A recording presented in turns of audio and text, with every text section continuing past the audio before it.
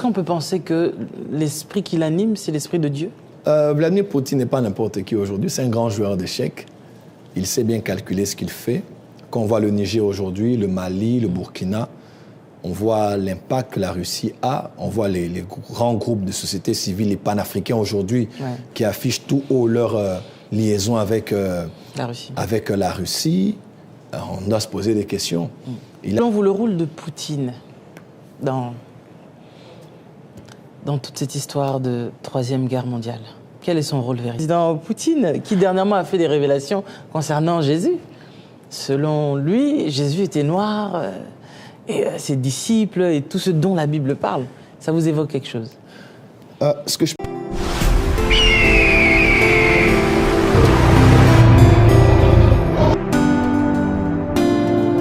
Ici, je me suis dit, il faut que les chrétiens aient des écoles. Il faut que les écoles privées existent. Les Mormons sont forts dans ça, les témoins de Jéhovah sont forts dans ça. Ils vivent dans leur univers. Aux États-Unis, ils sont très forts avec les Tom Cruise et les autres qui financent cela. La scientologie. Ils mettent leurs enfants là parce qu'on préfère garder nos enfants hors de cette civilisation qui a adopté beaucoup de lois qui sont anti-judéo-chrétiennes. Donc voilà un peu ce que j'avais à dire à ce sujet. Et selon vous, le rôle de Poutine dans toute cette histoire de Troisième Guerre mondiale, quel est son rôle véritable? Bon, quand on parle de Poutine, on parle beaucoup de la Russie. Poutine ne sera peut-être pas là encore 5 ans, 10 ans, on ne sait jamais, peut-être que c'est lui. Mais quand on parle de la Russie, la plupart des théologiens, nous sommes, moi particulièrement, je crois que... Mais il joue quand même un grand rôle, parce que là, aujourd'hui, il est en train de s'allier à beaucoup de pays africains, au point où il met quand même mal à l'aise les Occidentaux. Exactement. Avec le groupe de Wagner et consorts. Vladimir Poutine n'est pas n'importe qui aujourd'hui, c'est un grand joueur d'échecs. Il sait bien calculer ce qu'il fait. Quand on voit le Niger aujourd'hui, le Mali, le Burkina, on voit l'impact que la Russie a, on voit les grands groupes de société civile, les panafricains aujourd'hui, qui affichent tout haut leur liaison avec la Russie. On doit se poser des questions.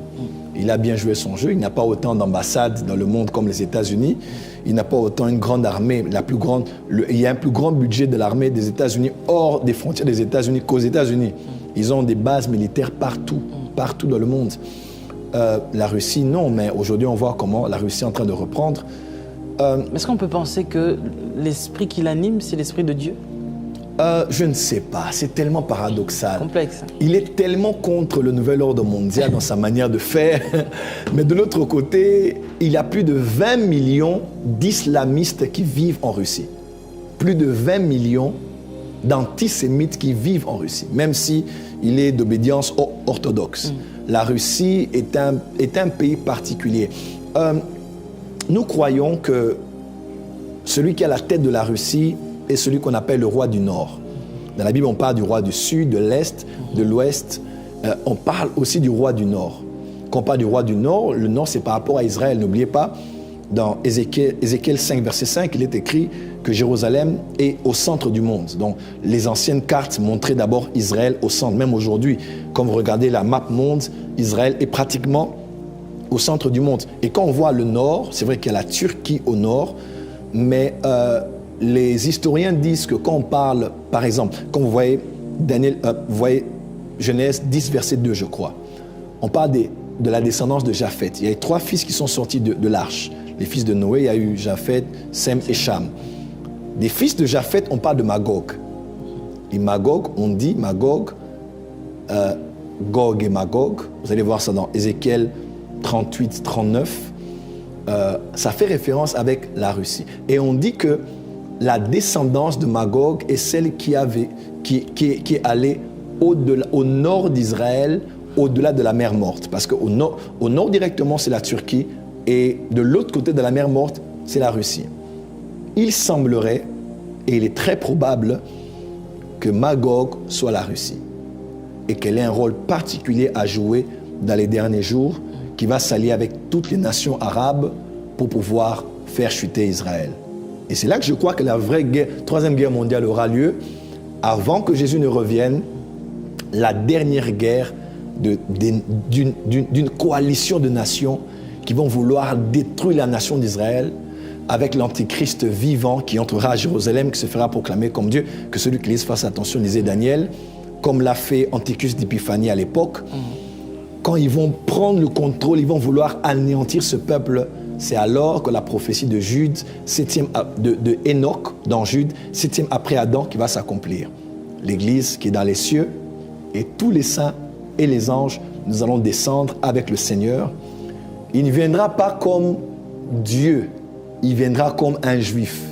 Les anges ont dit, celui que vous voyez partir, il partait à partir d'où? De la montagne des Oliviers. Et c'est de là encore, qu'il va revenir. Et il viendra cette fois-là comme un rabbin. Il portera certainement le talit. il reviendra comme un rabbin juif. Et il va venir par le souffle de son avènement. L'Antichrist sera détruit. Satan sera lié pendant 1000 ans. Il posera ses pieds sur la montagne des Oliviers. Et tous le verront, surtout ceux qui l'ont percé, les Juifs. Donc nous croyons que la Russie, fondamentalement, elle jouera un rôle particulier. Aujourd'hui, les roquettes qu'ont eu à utiliser l'Iran ont été fabriquées à partir de la Russie. Donc on ne peut pas croire que la Russie soit innocente voilà, dans ce grand jeu Game of the Throne qui se joue actuellement au niveau du Proche et du Moyen-Orient. On parlera des Talits, puisque vous avez soulevé ça. Ouais, je l'ai dit en provoquant un peu. Une dernière question concernant le président Poutine, qui dernièrement a fait des révélations concernant Jésus. Selon lui, Jésus était noir, et ses disciples, et tout ce dont la Bible parle. Ça vous évoque quelque chose? Ce que je peux dire à ce sujet, c'est je suis sceptique. Je suis africain d'origine congolaise. Mon visage, si vous le voyez, quand je suis en Afrique de l'Ouest, on me dit que je suis mauritanien, Guinée-Conakry, éthiopien, malgache. Quand je viens un peu chez nous, en Afrique du centre, je suis rwandais, je suis burundais, je suis nilotique, je suis sud-africain. Toutes ces appellations sur moi m'ont permis de me dire que je suis africain. Et Soso Pembe, comme on dit chez nous au Congo, je me retrouve toujours partout chez moi et je suis toujours bien accueilli. Je crois en l'Afrique. Je suis panafricain de sang. Mais je ne crois pas en ce panafricaniste extrémiste. C'est le même genre de discours que Poutine prend maintenant pour faire les beaux yeux aux Africains. Parce que la plupart de ces panafricains qui se lèvent actuellement disent qu'il faut recourir à l'authenticité, aux origines, sont contre le christianisme, sont contre le Dieu de la Bible, parce que pour eux, le christianisme était une arme coloniale pour nous laver le cerveau.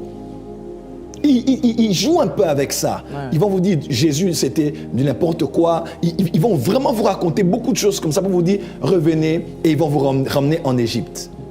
Ils vont vous ramener au Nil. Ils vont vous ramener aux divinités égyptiennes. Ils vont vous ramener au vaudou.